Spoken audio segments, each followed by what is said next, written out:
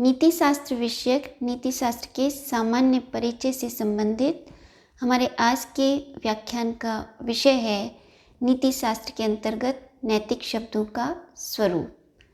नीति शास्त्र के अंतर्गत ऐसे किसी भी शब्द या वाक्यांश को नैतिक शब्द की संज्ञा दी जाती है जिसके द्वारा मनुष्य के आचरण, व्यवहार एवं चरित्र का मूल्यांकन किया जाता है, जैसे कि शुभ, अशुभ, उचित, अनुचित, कर्तव्य, प्रशंसनीय, उत्तम आदि जो शब्द हैं, ये शब्द जो हैं नैतिक शब्द कहलाते हैं। यहाँ ये स्पष्ट करना आवश्यक है कि ये शब्द जब किसी मनुष्य के ऐच्छिक कर्म के लिए प्रयुक्त होते हैं तभी इन्हें नैतिक शब्दों की संज्ञा दी जाती है। हमने अपने इससे पूर्व के व्याख्यान में ये स्पष्ट किया था कि ऐच्छिक कर्म वे कर्म होते हैं जिन्हें मनुष्य सोच समझकर विवेक शक्ति से संपन्न होकर स्वतंत्रतापूर्वक करता है, और जब मनुष्य किसी कर्म को इस प्रकार संपन्न करता है तभी उसे उस कर्म के लिए नैतिक रूप से उत्तरदायी ठहराया जा सकता है। इस प्रकार जो ये शब्द हैं ऐच्छिक कर्मों के संदर्भ में जब प्रयुक्त होते हैं तभी नैतिक शब्द कहलाते हैं, क्योंकि ऐच्छिक कर्मों के संदर्भ में ही नैतिक उत्तरदायित्व का प्रश्न उपस्थित होता है। किंतु जब यही शब्द जो हैं किसी निर्जीव वस्तु या अनैच्छिक कर्म के लिए प्रयुक्त होते हैं तो हम इन्हें नैतिक शब्दों की संज्ञा नहीं देते, क्योंकि निर्जीव वस्तु और अनैच्छिक कर्म के लिए जो है नैतिक उत्तरदायित्व का प्रश्न उपस्थित नहीं होता। समस्त नैतिक शब्द जो हैं उन्हें मूल्यांकन के दृष्टिकोण से दो भागों में विभाजित किया जा सकता है।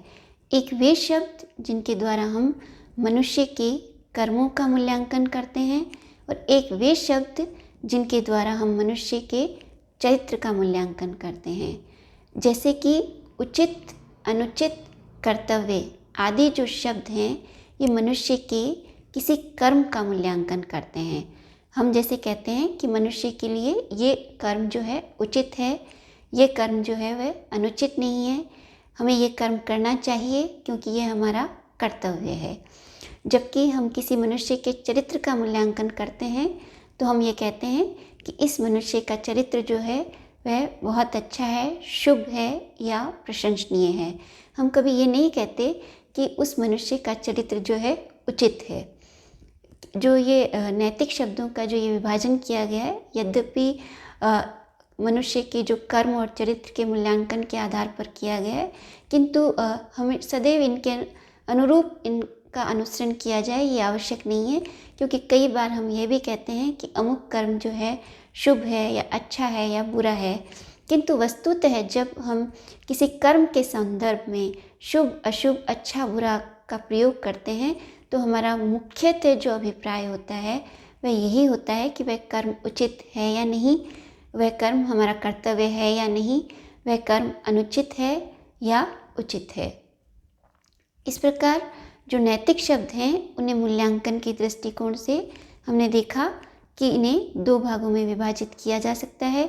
एक वे शब्द जो मानवीय कर्मों का मूल्यांकन करते हैं, और एक वे शब्द जो मनुष्य के चरित्र का मूल्यांकन करते हैं। जो नैतिक शब्द हैं इनमें से कुछ शब्द हैं, इनके अर्थ और स्वरूप को हम स्पष्ट करने का प्रयास करते हैं। जैसे कि उचित शब्द जो है, जब भी कोई कर्म किसी नियम के अनुरूप होता है तो उसे हम उचित कहते हैं। इसी प्रकार जब कोई कर्म किसी नियम के विरुद्ध या विपरीत होता है तो उसे हम अनुचित कहते हैं।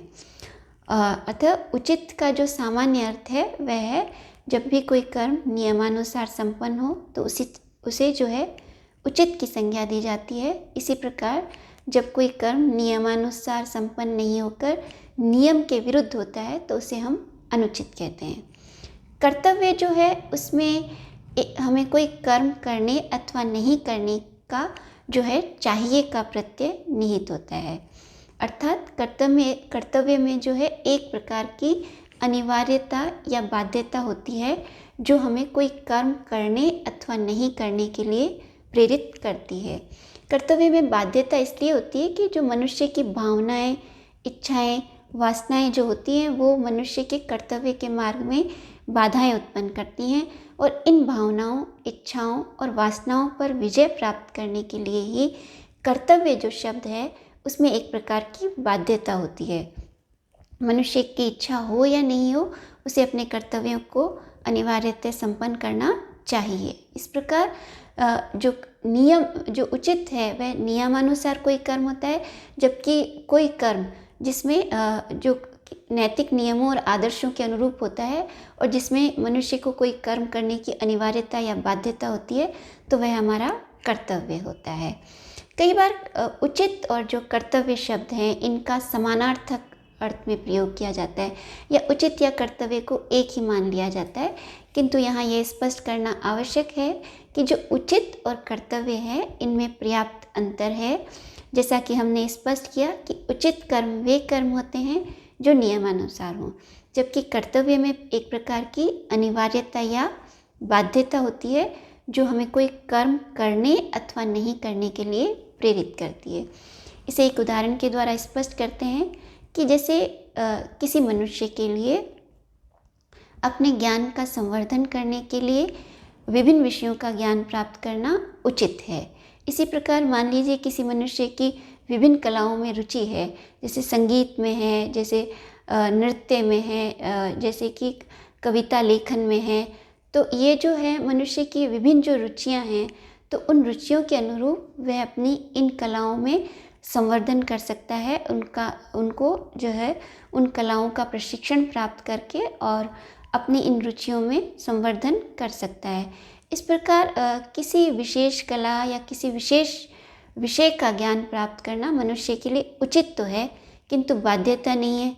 हम किसी मनुष्य को बाध्य नहीं कर सकते कि उसे अनिवार्यतः यही विषय पढ़ना है या उसे इस कला का ज्ञान अवश्य अर्जित करना चाहिए। क्यों? क्योंकि विभिन्न कलाओं और विभिन्न विषयों का ज्ञान प्राप्त करना मनुष्य के लिए उचित है। मनुष्य एक बौद्धिक प्राणी है, इसलिए उसके लिए अच्छा है कि वह विभिन्न विषयों और कलाओं का ज्ञान ग्रहण करे, किंतु उसको इसके लिए बाध्य नहीं किया जा सकता। किंतु जो कर्तव्य होता है उसमें एक प्रकार की बाध्यता होती है। जैसे इसे हम एक उदाहरण से स्पष्ट करें कि मान लीजिए कोई मनुष्य है जो किसी विशेष विषय का शिक्षक या आचार्य है। जैसे कि कोई व्यक्ति जो है दर्शन शास्त्र विषय का शिक्षक या आचार्य है, तो उसे दर्शन शास्त्र विषय का अध्ययन अध्यापन करना, उससे संबंधित ज्ञान के विषय में शोध या अनुसंधान करना, अपने ज्ञान का निरंतर संवर्धन करना, अपने जो विद्यार्थी हैं उनकी शंकाओं का समाधान करना, ये उसका कर्तव्य है। उसको ये अनिवार्यतः करना ही चाहिए, क्योंकि दर्शन शास्त्र के शिक्षक या आचार्य होने के कारण ये उसका नैतिक कर्तव्य है कि वह दर्शन शास्त्र विषय से संबंधित अपने ज्ञान में निरंतर संवर्धन करे। तो जब अगर मान लीजिए वो व्यक्ति दर्शन शास्त्र विषय के प्रति अरुचि रखता है या उस ज्ञान में संवर्धन नहीं करता, तो हम उसकी आलोचना कर सकते हैं, उसकी निंदा कर सकते हैं, क्योंकि दर्शन शास्त्र के आचार्य या शिक्षक होने के नाते ये उसका नैतिक कर्तव्य है कि वह अपने ज्ञान में निरंतर संवर्धन करे, दर्शन शास्त्र विषयक अपनी जिज्ञासाओं का समन करे। किंतु अगर मान लीजिए कोई सामान्य व्यक्ति है, अगर वह किसी विशेष कला और किसी विशेष विषय का ज्ञान अर्जित करता है तो उसके लिए उचित है, किंतु अगर वह ऐसा नहीं करता तो हम उसकी आलोचना नहीं कर सकते। इस प्रकार ये स्पष्ट है कि जो उचित है वह जब भी कोई कर्म नियमानुसार किया जाता है तो उसे हम उचित कहते हैं, किंतु उचित कर्म में किसी प्रकार की कोई बाध्यता नहीं होती, और जबकि कर्तव्य में एक प्रकार की अनिवार्यता या बाध्यता होती है।